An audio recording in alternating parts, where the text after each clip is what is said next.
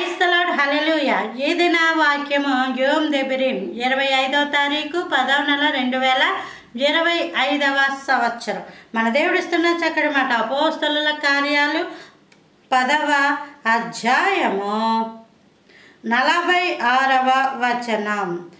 విశ్వాసులందరూ పరిశుద్ధాత్మ వరము అన్యజనుల మీద సైతము కొమ్మరింపబడుట చూచి విభ్రాంతి నొందిరి. అన్యజనులు అందరూ. అంతవరకు ఒక క్రమం ఉండేది. అదేంటంటే రక్షణ పొందుకున్న తర్వాతే పరిశుద్ధాత్మ, రక్షణ పొందుకున్న తర్వాతే పరిశుద్ధాత్మ.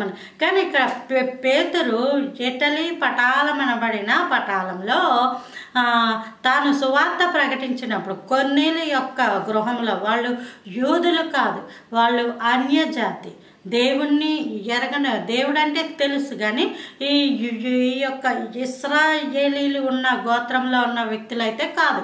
అయితే అటువంటి వారికి సువార్త ప్రకటించాల్సిన గొప్ప అవకాశం దేవుడు ఈ పేతురుకి ఇచ్చినప్పుడు ఈ పేతురు లేచి ప్రసంగం చేసిన తర్వాత అక్కడున్న వారు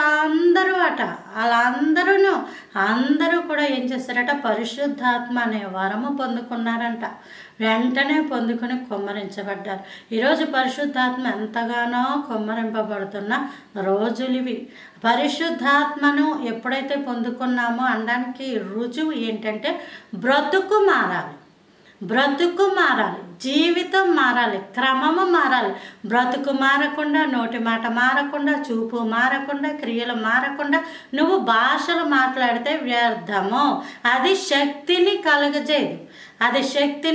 కలుగజేయదు. శక్తి లేని ఆహారం తింటే అది ఓబవుళ్ళు తప్ప దేనికి ఎలా పనిచేయదో, శక్తి లేని అన్య భాషలు మాట్లాడినా అవి శక్తిని ఇయ్యవు.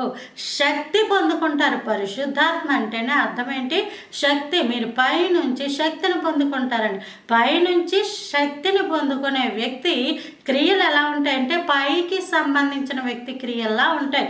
నిజంగా క్రియలు చూడగానే వీళ్ళు దేవుణ్ణి నమ్ముకున్న వాళ్ళని ఎవరన్నా చెప్పగలగాలి. అటువంటి క్రియలు, అటువంటి అన్య భాషలు, అటువంటి పరిశుద్ధాత్మ ప్రభువు మనందరికీ అనుగ్రహించును గాక. Praise the lord. ఆమేన్.